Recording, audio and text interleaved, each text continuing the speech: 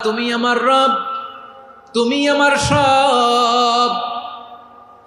আল্লাহ, আমি ছাড়া এই জমিনে তোমার গোলামের অভাব নাই, তুমি ছাড়া আমার দ্বিতীয় কোনো রব নাই। এ কথা বলে চোখের পানি ছেড়ে আল্লাহরে স্বীকৃতি দেন, আল্লাহ আমি পাপী। আল্লাহ, এই জমিনে আমার চেয়ে বড় পাপী আর কেউ নাই। অজু করে সিজদায় লুটিয়ে পড়ে চোখের পানি ছেড়ে আল্লাহরে পাপের স্বীকৃতি দেন, আল্লাহ এমন কোন জুলুম নাই, গুনাহ নাই আমি করি নাই। চোখের পানি ছেড়ে আল্লাহরে বলেন, আল্লাহ আমি ছাড়া তোমার গোলামের অভাব নাই, তুমি ছাড়া আমার দ্বিতীয় কোনো রব নাই, তুমি ছাড়া তো কেউ আমার গুনাহ ক্ষমা করার নাই। তুমি আমার রব, তুমি আমার সব। বলতে পারবেন? এই তাকরীর আমার পটুয়াখালীর ভাইয়া, এই স্বীকৃতিটা দেখতে আল্লাহ বড্ড ভালোবাসে। কারণ আমরা সবাই গুনাহগার, আমরা সবাই কি? বিশ্বনবী বলেন, কুল্লুকুম খাত্তাউন, বানি আদম তোমরা সবাই পাপী। সবাই কি? সবাই পাপী। আমরা সবাই পাপী। আপন পাপের বাটখারা দিয়ে অন্যের পাপ মাপি। আমরা যে পাপী এটা ভাবতে মনে চায় না কারো, খালি অন্যের পাপ দেখি আমরা। এটা ভুল। ওর এই পাপ, ও পাপী, ও জালেম, ও জাহান্নামী, এরকম একটা টেন্ডেন্সি। আমার যে কি হালাত এটার খেয়াল নাই। খেয়াল করতে হবে যে আমি সবচেয়ে বড় পাপী, ঠিক কিনা বলেন? পাপ করি নাই এমন কেউ আছি? হ্যাঁ আছি। কেউ না জানলেও জানে কে আমার পাপের ঘটনা? পৃথিবী না জানুক আমি তো জানি, আমি কি পাপ করেছি। হায় ও আমার কলিজার টুকরা ভাইয়েরা, মাথাটাকে নিচু করে জীবনের সব গুনার ফিরিস্তিগুলো একটা একটা করে স্বীকার করে আল্লাহরে বলেন, আল্লাহ আমি পাপী। আল্লাহ আমার চেয়ে বড় পাপী এই দুনিয়াতে কেউ নাই। আকাশের নিচে জমিনের উপরে আমার চেয়ে বড় পাপী কেউ নাই। একটা একটা করে আল্লাহ স্বীকার করি আমি পাপী। সব পাপের স্বীকৃতি দিলাম। পৃথিবী না জানুক আমি তো জানি, আমি কি পাপ করেছি। হায় আমার পাপের করলে বিচার, বাচার আমার নাই উপায়। দয়াময় তুমি মাফ করো আমায়, মাফ করো আমায়। আল্লাহ তাআলা যদি দয়া করে আমাদেরকে মাফ না করে, আমাদের বাঁচার কোনো উপায় নাই। আপনি কি ভেবেছেন আপনার নামাজ দিয়ে আপনি জান্নাতে যাবেন? আপনি তাহাজ্জুদ গুজার, সেজদা দিতে দিতে কপালে দাগ ফেলেছেন, এটা আপনারা জান্নাতে নেবে না? আপনি এলাকার সবচেয়ে বড় হাতেম তাই দানশীল, এই দানের ভরসায় বসে আছেন কুশ্চিন কালো না। আমাদের নামাজ, আমাদের রোজা, আমাদের ইবাদত, এগুলোকে মিজানের পাল্লায় উঠালে কোনো ওজনই হবে না। তবে আমাদের একটা কৌশল জানা আছে, আমরা আল্লাহর রহমতের ভিখারি। আমরা সেদিন আগেই গুনার স্বীকৃতি দিয়ে দেব। আমরা বলবো, আল্লাহ তুমি প্রশ্ন করার আগে তোমার একটা কথা বলি, আমারে কিছু জিজ্ঞেস করো না, আমি সব করেছি। এমন কোন পাপ নাই যে পাপ আমারে দিয়ে হয় নাই। তোমার রহমত দিয়ে তুমি জান্নাতে পাঠাবা, তোমার দয়ায় জান্নাতে যেতে চাই, আমল দিয়ে না। পারবেন বলতে? কিয়ামতের দিন আমরা বলবো, আল্লাহ আমার আমল দিয়ে জান্নাত চাই না, আমি তোমার দয়া দিয়ে জান্নাত চাই। তোমার দয়া ছাড়া আমার কোনো উপায় নাই। কারণ আল্লাহ যদি বিচার করে বাঁচার কারো উপায় নাই। আল্লাহ যদি বলে ফেলেন তুই এটা করলি কেন, ওখানে গেলি কেন, কোরআনে 1000 বার নিষেধ করলাম তারপরেও এই পাপে জড়ালি কেন, এরকম প্রশ্ন ছুড়ে দিলে আমার উত্তর আছে? বাঁচার কোনো উপায় আছে? রোজ হাসরে হে আল্লাহ আমার করুণা বিচার, আল্লাহ করুণা বিচার। বিচার চাহি না তব দয়া চাহি, এ গুনাহগার করুণা বিচার। আপনার আমল দিয়ে জান্নাতে যাবেন? কি দিয়ে যাবেন? আল্লাহর দয়া দিয়ে। আল্লাহর রহম আর দয়া ছাড়া কেউ জান্নাতের চেহারাও দেখতে পাবে না। চাইবো একজন সত্তার কাছে, আওয়াজ করে বলুন তিনি কে? একজন সত্তার কাছে চাইবে। বিশ্বনবী ওনার চাচাতো ভাই আব্দুল্লাহ ইবনে আব্বাস রাদিয়াল্লাহু তাআলা আনহুকে বললেন, ইয়া আব্দুল্লাহ ইবনুল আব্বাস, হে আব্দুল্লাহ ইবনে আব্বাস, ইদা সাআলতা ফাসআলিল্লাহ, যখন চাইবে আল্লাহর কাছে যাও। ও আব্দুল্লাহ, যখন চাইবা আল্লাহর কাছে চাও। ওয়া ইদা ইসতাআনতা ফাসতাইন বিল্লাহ, যখন সাহায্য চাইবা আল্লাহর কাছে ফরিয়াদ করো। জেনে রেখো ও আব্দুল্লাহ, ওয়া'লাম আন্নাল উম্মাতা লাউ ইজতামাআত আলা আন ইয়ানফাউকা বিশাইইন লাম ইয়ানফাউকা ইল্লা বিশাইইন ক্বাদ কাতাবাহু আল্লাহু লাক। ও আব্দুল্লাহ, জেনে রেখো, মনে রেখো, গোটা বিশ্বের সবাই মিলে যদি তোমার উপকার করতে চায় ততটুকুই তারা করতে পারবে যতটুকু আল্লাহ তোমার নসিবে সেটা লিখে রেখেছে। ঠিক কিনা বলেন? আর যদি গোটা বিশ্বের সবাই মিলে তোমার বিরুদ্ধে কনস্পাইরেসি করে, ষড়যন্ত্র করে, গোটা বিশ্বের সবাই মিলেও যদি তোমার ক্ষতি করতে চায় ততটুকুই শুধু পারবে যেটা আল্লাহ তোমার জন্য বরাদ্দ রেখেছে। যতটুকু আল্লাহ তাআলা তোমার জন্য বরাদ্দ রেখেছে অতটুকুই ক্ষতি করতে পারবে, আর এক চুল বেশিও করতে পারবে না, কমও করতে পারবে না। চিল্লায় বলেন ঠিক কিনা? এজন্য আমরা চাইবো কার কাছে? সবাই বলেন নাই, আওয়াজ করে বলেন কার কাছে?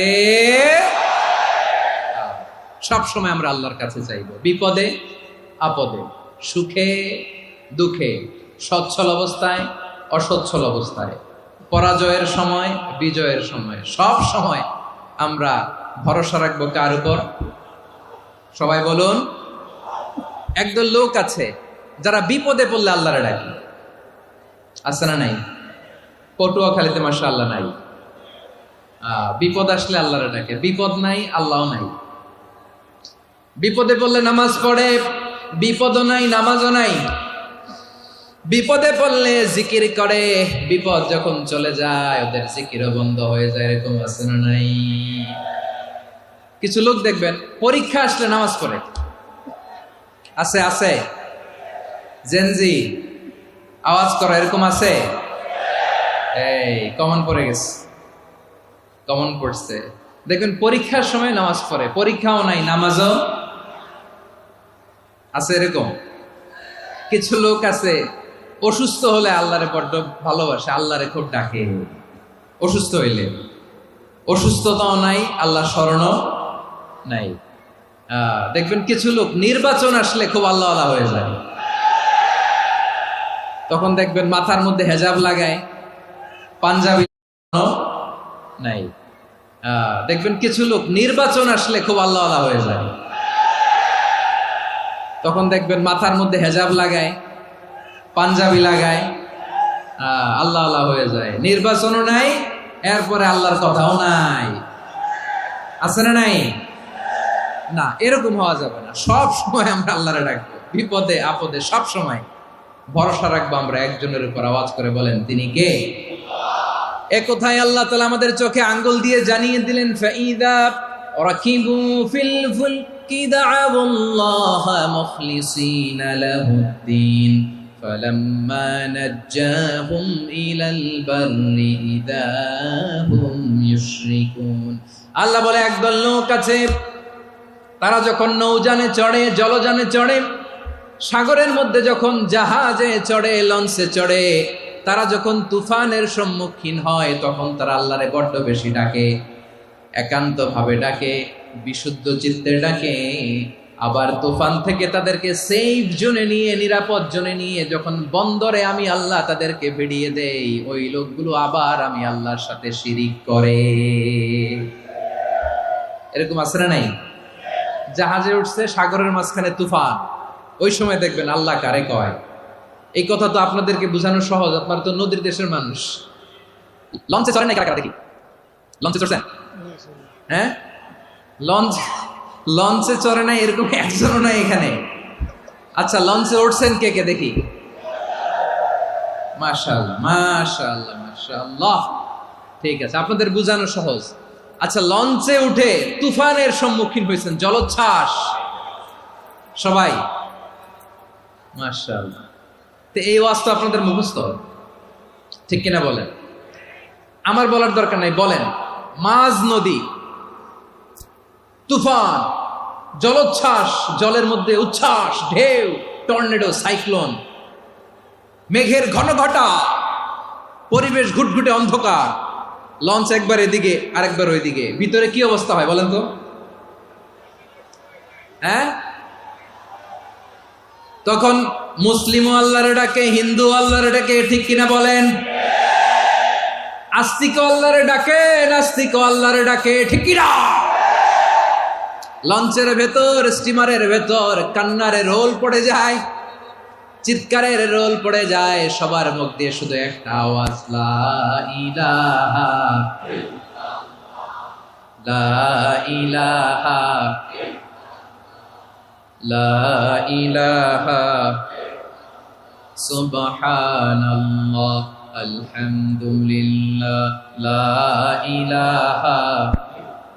আল্লাহ নামের জিকির করবে যারা, আল্লাহর কাছে প্রিয় তারা, আল্লাহর কাছে প্রিয় যারা, জান্নাতে প্রবেশ করবে তারা, জোরে লা ইলাহা লা ইলাহা ইল্লাল্লাহ লা ইলাহা ইল্লাল্লাহ মুহাম্মাদুর রাসূলুল্লাহ সাল্লাল্লাহু আলাইহি ওয়াসাল্লাম। আমার প্রিয় পটুয়াখালীবাসী, তাহলে লঞ্চের ভেতরে যখন আমরা তুফানের মধ্যে পড়ি, তখন সবাই মিলে আমরা একটা নামের জিকির করি। নামটা কার? মুসলমানেরাও ডাকে, হিন্দুরাও ডাকে, আস্তিকও ডাকে, নাস্তিকও ডাকে, সবাই ডাকে একজনকে। তিনি কে? আবার দেখবেন ওই আল্লাহ তুফানের পরে, ঝড়ের পরে ওই লঞ্চটাকে যখন সদর ঘাটে ফিরিয়ে দেয়, আবার আমরা নাফরমানি শুরু করে দেই। সে কোথায় আল্লাহ বললেন, ফাইদা রাকিবু ফিল ফুলকি দা'আউল্লাহ মুখলিসিনা লাহুদ্দিন ফালাম্মা নাজ্জাহুম ইলাল বাররি ইযা হুম ইউশরিকুন। সাগরে যখন তুফানে পড়ে আমি আল্লাহর ডাকে, আবার আমি আল্লাহ যখন বাঁচিয়ে দেই, আবার আমি আল্লাহর সাথে শিরিক শুরু করে। আমরা কি এরকম হতে চাই নাকি? এরকম করবেন? হ্যাঁ না, আমরা তুফানে পড়লেও আল্লাহরে ডাকি, আবার বাঁচায় দেওয়ার পরেও ডাকি কারে? আল্লাহকেই ডাকি। বিমানের মধ্যে মাঝে মাঝে দেখবেন যে এয়ার টার্বুলেন্স হয়, জানেন? এয়ার টার্বুলেন্স জানেন তো? মাঝে মাঝে বিমানটা বাউন্সিং করে, বাম্পি, ভেরি বাম্পি ওয়েদার। শোনেন নাই?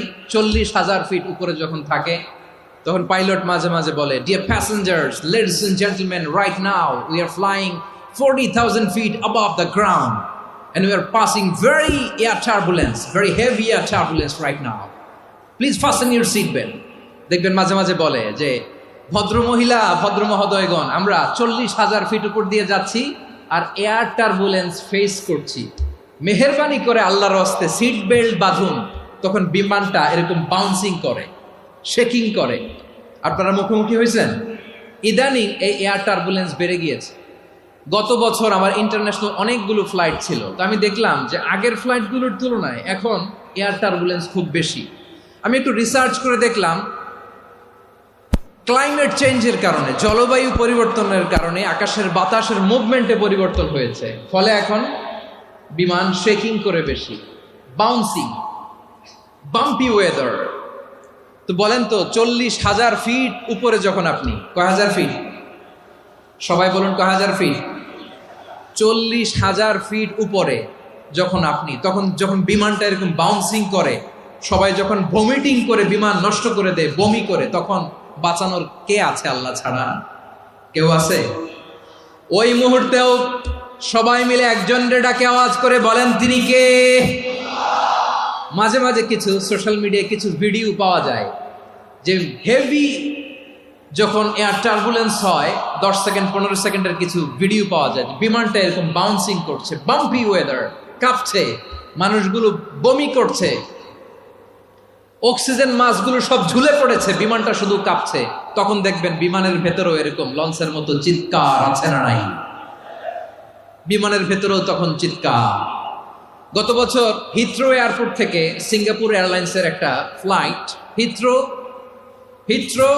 টু চাঙ্গি, একটা ফ্লাইটে এমন বেশি এয়ার টার্বুলেন্সের শিকার হয়েছিল ওই এয়ারক্রাফটটা, 33 জন যাত্রী সেখানে আহত হয়েছে, একজন যাত্রী নিহত হয়েছে। কেবিন ক্রুজ, এয়ার হোস্টেস যারা আছে, একজনের নাক ফেটে, চোখ ফেটে, কপাল ফেটে, ব্লিডিং হয়ে শয়লা। প্রিয় ভাইয়েরা, ওই 40,000 ফিট উপরে বিমানটা যখন কাঁপবে, তখন আমাদেরকে আল্লাহ ছাড়া আর কেউ বাঁচানোর আছে? এত আস্তে বললে হবে? ওই কঠিন মুহূর্তে আমার বাবা আমারে বাঁচাতে পারে, আমার বন্ধু আমারে বাঁচাতে পারে। এই গ্রাউন্ডে, জমিনের বুকে আমার প্রোটোকল, আমার ক্ষমতা, আমার দাম্ভিকতা কোনো কিছু আমারে বাঁচাতে পারে? একজন ছাড়া। চিল্লায় বলতে হবে, তিনি কে? সে আল্লাহ বললেন, গোলাম আমি বিপদের সময় ঠিকই তোমাদের বাঁচিয়ে নেই। ওই বিমানের ভেতরে 40,000 ফিট উপরে যখন তোমরা এয়ার টার্বুলেন্সের শিকার হও, তখন নাস্তিকও আল্লাহরে ডাকে, হিন্দু আল্লাহরে ডাকে। জোরে বলেন ঠিক কিনা? আবার বিমানটা যখন শান্ত হয়ে যায়, একটু পরেই বিমানের স্ক্রিনের মধ্যে হিন্দি সিনেমা খোঁজে। বিমানের স্ক্রিনে কিন্তু বিশাল ওখানে আফলাম ফিল্মের একেবারে বোঝাই করা। বিমানটা শান্ত হলে আবার হিন্দি সিনেমা দেখা শুরু করে। একটু আগে ডাকছিল কারে? কারে? দেখবেন বাংলাদেশে আমাদের ক্রিকেটাররা যখন অন্য কোনো দেশের সাথে খেলে, অনেক সময় এমন হয় বল বাকি একটা, রান দরকার 6টা। বল বাকি কয়টা? পটুয়াখালী বুঝে নাই বোধহয়। বল বাকি কয়টা? রান দরকার। আপনি দেখবেন ক্যামেরাম্যান তখন গ্যালারিতে খালি দেখায় দর্শকদের যে কি অস্থিরতা। হিপ হপ স্টাইলের মেয়েটা, যে মেয়েটার ওড়না এতক্ষণ ছিল গলায়, এতক্ষণ কই ছিল, ওই মেয়েটা দেখবেন ওড়নাটা টেনে মাথায় দিয়ে এরকম মুনাজাত ধরতেছে, আল্লাহ আল্লাহ, একটা ছক্কা, আল্লাহ আল্লাহ, আমার লাল সবুজের পতাকারে তুমি অপমানিত কইরো না আল্লাহ, ইন্ডিয়ার সাথে আমাদের খেলা আল্লাহ আল্লাহ, একটা ছক্কা, একটা একটা।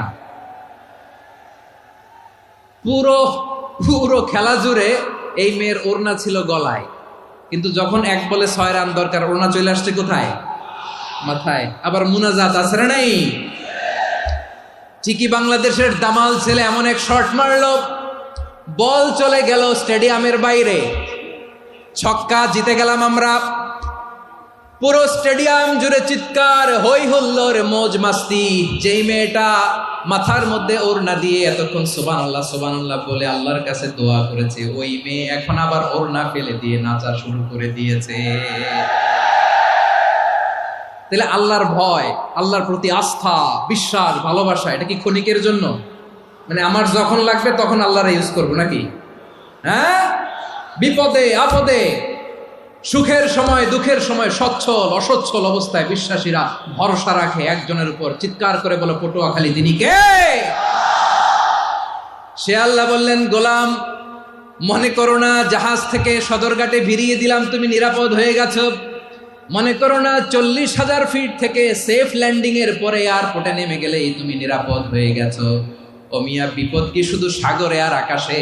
ঘরের বিপদও, ঘরের ভেতরও বিপদ আসতে পারে কি পারে না? এজন্য সূরা মুলক আল্লাহ বললেন, আমিনতুম মান ফিস সামাই আন ইয়াখসিফা বিকুমুল আরদা ফাইদা হিয়া তামুর। তোমরা কি ভাবছো তোমরা নিরাপদ? সাগরের মধ্যে তুফান, আল্লাহ আল্লাহ ডাকলাম, সদরঘাটে যেয়ে পড়ছে, বেঁচে গেছেন তো আপনি। আর পাবে আপনারে আল্লাহ? আল্লাহরা তো সাগরের মাঝখানে তো আল্লাহ আপনারা পাইছিল, আর তো পাবে না। আর পাবে আপনারে? আর আল্লাহ ধরতে পারবে আপনারে? ঘরের ভেতরও বিপদ দিয়ে আটকাতে পারে কে? 5 স্টার 7 স্টার হোটেলের ভেতরও আমাকে বিপদের মধ্যে ফেলে দিতে পারেন কে? আল্লাহ বললেন, তোমরা কি ভেবেছো তোমরা নিরাপদ? আমি চাইলে ল্যান্ডস্লাইডস, ভূমি ধস দিয়ে 1 লক্ষ 1 মুহূর্তে নিয়ে যেতে পারি। এক সুনামি দিয়ে থাপ্পড় মেরে 3 লক্ষ সাগরের ভেতরে ঢুকায় দিতে পারি। 1 সেকেন্ডও লাগে না আমার। أم أمنتم من في السماء أن يرسل عليكم حاصبا فستعلمون كيف نذير। আল্লাহ চাইলে আকাশ থেকে পাথর বৃষ্টি নাজিল করতে পারেন কি পারেন না? এই মুহূর্তে এখানে ভূমিকম্প দিতে পারেন কি পারেন না? আচ্ছা, ভূমিকম্প যখন হয় আমাদের কারো হুঁশ থাকে? আপনি মনে করছেন আমরা সাধারণ মানুষ, আমরা দৌড় দেই, আর প্রেসিডেন্ট প্রধানমন্ত্রী ওনারা বুঝি খাটে শুয়ে থাকে? কথা বুঝে নাই বোধহয়। ভূমিকম্প, আর্থকোয়েক যদি হয়, বাঁচার জন্য আমরা কি করি? হয় খাটের তলায়, ডাইনিং টেবিলের নিচে, উপরে শক্ত কিছু আছে এটার নিচে, অথবা ঘর থুইয়া দেও দৌড়। তো প্রধানমন্ত্রী উনি কি করে? প্রেসিডেন্ট উনি কি করে? হ্যাঁ, উনি খাটের মধ্যে যে শুয়ে থাকে নাকি? উনিও দৌড়, সাধারণ মানুষও দৌড়, প্রধানমন্ত্রীও দৌড়, বাড়িওয়ালাও দৌড়, ভাড়াটিয়াও দৌড়, সবাই দৌড়। নাকি ভাড়াটিয়ারা বাড়ি থুইয়া দৌড়, বাড়িওয়ালারা আর বেরোয় না? এরকম না। তাহলে যে কোনো মুহূর্তে ভূমিকম্প দিয়ে নাস্তানাবুদ করতে পারে কে? আমার প্রিয় ভাইয়েরা, আমরা নিরাপদ নই, আমরা তার দয়ায় বেঁচে আছি। কার দয়ায়? এজন্য আল্লাহ বললেন, গোলাম, যে কোনো মুহূর্তে বিপদ দিয়ে তোমাদেরকে নাস্তানাবুদ করতে পারি। বিশ্বাসী বলে যদি নিজেকে দাবি করো, সব সময় ডাকতে হবে একজন সত্তাকে। বলেন তিনি কে? এই কথা ক্লিয়ার? এই সবগুলো উদাহরণ শেষে সবার কাছে ক্লিয়ার হয়েছে না যে বিপদ থেকে, আপদ থেকে, পরীক্ষা থেকে, ক্যালামিটি থেকে আমাদেরকে কেউ বাঁচাতে পারে না একজন সত্তা ছাড়া। আবারও বলেন তো তিনি কে? ক্লিয়ার? হ্যাঁ, সবাই বুঝতে পারছেন? আচ্ছা, এবার আমরা দেখি বিষ্ণু ইসা ইসলামের জীবনে বিপদ আপদ ছিল কিনা। উনি বিপদ আসলে কিভাবে ডিল করতেন, বিপদ আসলে কোন দোয়া পড়তে হয়, কিভাবে ফরিয়াদের হাত উত্তোলন করতে হয়, কিভাবে রবের দরবারে নতজানু হয়ে ফরিয়াদ করতে হয়, এটা জানার দরকার আছে না নাই? আসুন আমরা বিষ্ণুনবীর জীবনী থেকে দেখি বিপদ আসলে উনি কি করতেন। বিপদ আসলেই প্রথমে বিষ্ণুনবী সাল্লাল্লাহু আলাইহি ওয়াসাল্লাম একটা দোয়া পড়তেন। কি পড়তেন? তিনি পড়তেন, ইন্না লিল্লাহি ওয়া ইন্না ইলাইহি রাজিউন। নিশ্চয় আমরা আল্লাহর জন্য, নিশ্চয় আমরা কার দিকে ফিরবো ভাই? আবার কার দিকে ফিরবো? আওয়াজ করে বলুন তো, আমরা এসেছি কার কাছ থেকে, আবারও ফিরে যাব কার কাছে? এজন্য বিষ্ণুই পড়ছেন, ইন্না লিল্লাহি ওয়া ইন্না ইলাইহি রাজিউন। নিশ্চয় আল্লাহর জন্য, ওই আল্লাহর দিকেই আমরা ফিরে যাব। তারপরে বিষ্ণুই পড়তেন, আল্লাহুম্মা আজুরনি ফি মুসিবাতি ওয়াখলুফ লি খায়রাম মিনহা। একসাথে প্রথমে পড়তেন ইন্না লিল্লাহি ওয়া ইন্না ইলাইহি রাজিউন, তারপর পরে পড়তেন আল্লাহুম্মা আজুরনি ফি মুসিবাতি ওয়াখলুফ লি খায়রাম মিনহা। মানে আল্লাহ, এই যে আমি বিপদে ধৈর্য ধারণ করলাম, এটার সব তুমি আমার দাও, আর যেটা হারালাম এর চেয়ে ভালো কিছু দিয়ে মেকআপ করে দিও, ভালো কিছু দিয়ে বদল করে দিও। সুবহানাল্লাহ পড়েন। তাহলে বিপদ আসলে আমরা কি পড়ব? কথা বলেন। এই যে আমি শুয়েছিলাম, নাশিদ গাচ্ছিল ওরা, এদেশে পরস্পরে দেখা হলে দেয় সালাম, এদেশে আমজনতার হৃদয় জুড়ে পাকালাম, এদেশে বিপদ এলে সর্বজনে সর্বক্ষণে দোয়া পড়ে ইন্না লিল্লাহ। কি পড়ে? সুবহানাল্লাহ সুবহানাল্লাহ সুবহানাল্লাহ সুবহানাল্লাহ। এদেশে আজান শুনে সূর্য ওঠে শহর গ্রামে, এদেশে আজান শুনে সূর্য ডুবে সন্ধ্যা নামে, এদেশে সকল কাজে সবাই বলে বিসমিল্লাহ, এদেশে ভালো কিছু দেখে শুনে হাসি মুখে সবাই বলে মাশাআল্লাহ। সুবহানাল্লাহ পড়েন। তাহলে বিপদ এলে আমরা কি পড়ি? কথা বুঝলে সবাই উত্তর দিতে হবে, বিপদ এলে কি পড়ি? তাহলে বিপদ এলেই আমরা এখন থেকে ইন্না লিল্লাহ পড়বো, নাকি হাই হুতাশ করবেন? একদল আছে হাই হুতাশ করে, হায় আল্লাহ রে, মোর কি হইল রে, মই কি হরমু রে, মই কমবে জামু রে, আছে না নাই? এরকম বিলাপ করতে নিষেধ করেছেন বিশ্বনবী। কি করব, কই যাব, কি হবে, হায় হায়, এরকম হাহুতাশ আছে না নাই? বিশ্বাসীরা হাহুতাশ করে না, তারা ইন্না লিল্লাহ পড়ে। কি পড়ে? মনে থাকবে? আমরা পড়বো ইন্না লিল্লাহি ওয়া ইন্না ইলাইহি রাজিউন। নিশ্চয়ই আমরা আল্লাহর জন্য, আমরা আল্লাহর দিকেই ফিরে যাব। এরপর পড়বো আল্লাহুম্মা আজুরনি ফি মুসিবাতি ওয়াখলুফ লি খায়রাম মিনহা। আল্লাহ, আমি যে বিপদে ধৈর্য ধারণ করলাম এটার সওয়াব দিও, আর যা হারালাম তার চেয়ে ভালো কিছু দিয়ে বদল করে দিও। সুবহানাল্লাহ পড়েন। বিশ্বনবীর হাদিস শুনলেন উম্মে সালামা রাদিয়াল্লাহু তাআলা আনহা। ওনার স্বামী হলো আবু সালামা। মজার ঘটনা খেয়াল করে শুনেন আমার প্রিয় কলিজার টুকরা ভাইয়েরা। কানগুলো খরগোশের কানের মতো খাড়া করে আমার দিকে তাকান। সাইয়্যিদাতুনা উম্মে সালামা রাদিয়াল্লাহু তাআলা আনহা, ওনার স্বামীর নাম আবু সালামা। শ্রেষ্ঠ দম্পতি, শ্রেষ্ঠ ফ্যামিলি। প্রথমে হিজরত করেছিলেন হাবাসায়, পরে হিজরত করেছেন মদিনায়। উহুদ যুদ্ধের পরে ওনার স্বামী আবু সালামা ইন্তেকাল করলো, শহীদ হলো। সুবহানাল্লাহ পড়েন। যখন আবু সালামা ইন্তেকাল করলো, উম্মে সালামা রাদিয়াল্লাহু তাআলা আনহা কেঁদে কেঁদে হায়রান। আর নবীর শিখানো বাণী অনুযায়ী তিনি বারবার পড়ছিলেন ইন্না লিল্লাহ। কি পড়ছিলেন? মুই কই যামু, কি হরমু, এগুলো বলে নেই। কি বলছে? ইন্না লিল্লাহ। যেহেতু বিশ্বনবী বলেছেন কেউ যদি বিপদের প্রথম ধাক্কায় পড়ে ইন্না লিল্লাহি ওয়া ইন্না ইলাইহি রাজিউন, আল্লাহুম্মা আজুরনি ফি মুসিবাতি ওয়া আখলুফ লি খায়রাম মিনহা, তাহলে এই বিপদে যে সে যা হারালো তার চেয়ে শ্রেষ্ঠ কিছু দিয়ে আল্লাহ তার বদল দিয়ে দিবে। এই হাদিস শুনে উম্মে সালামা রাদিয়াল্লাহু তাআলা আনহা ওনার প্রাণ প্রিয় স্বামী আবু সালামার ইন্তেকালের পরে চোখের পানি ছাড়ে আর পড়ে ইন্না লিল্লাহি ওয়া ইন্না ইলাইহি রাজিউন, আল্লাহুম্মা আজুরনি ফি মুসিবাতি ওয়া আখলুফনি খায়রাম মিনহা। বারবার এই দোয়া পড়ে চোখের পানি ছাড়ে, এই দোয়া পড়ে চোখের পানি ছাড়ে। আর মনে মনে বলে আবু সালামার মতো ভালো মানুষ মদিনাতে নাই, আবু সালামার চেয়েও ভালো মানুষ মদিনাতে নাই। তার চেয়ে ভালো মানুষ কি করে আল্লাহ তাআলা আমারে দিবে? তার চেয়ে ভালো মানুষ তো আমি মদিনাতে দেখি না। চোখের পানি দিয়ে বুক ভাসায় আর নবীর হাদিসের উপর আমল করে পড়ে ইন্না লিল্লাহি ওয়া ইন্না ইলাইহি রাজিউন, ইন্না লিল্লাহি ওয়া ইন্না ইলাইহি রাজিউন। পড়তে পড়তে চোখের পানি ছাড়ে আর চিন্তা করে বিশ্বনবী বললেন এই দোয়া পড়লে যেটা হারালাম তার চেয়ে ভালো কিছু দিয়ে আল্লাহ পুরস্কার দেয়। আবু সালামার চেয়ে ভালো মানুষ মদিনার মধ্যে আর কে হতে পারে? কি আজীব তামাশা, কি অবাক করা ঘটনা। কিছুদিন পরে দেখা গেল সাইয়্যিদুল মুরসালিন রাহমাতাল লিল আলামিন স্বয়ং বিশ্ব নবী উম্মে সালামাকে বিয়ের প্রস্তাব পাঠিয়েছে।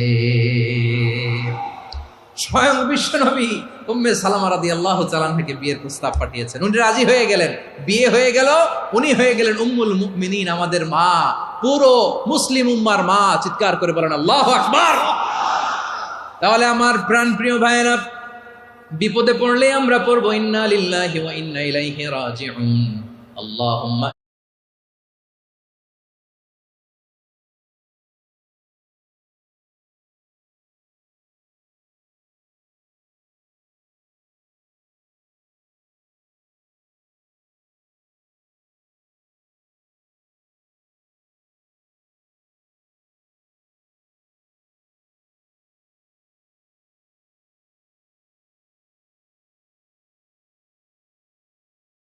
আজুরনি ফি মুসিবাতি ওয়া আখলুফ লি খায়রাম মিনহা।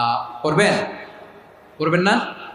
যারা যারা বিপদ আসলে এই দোয়াটা পড়বেন এখন থেকে আওয়াজ করে ইনশাআল্লাহ বলেন। যা হারাইছেন তার চেয়ে শ্রেষ্ঠ জিনিস দিয়ে বদলা দিবে কে?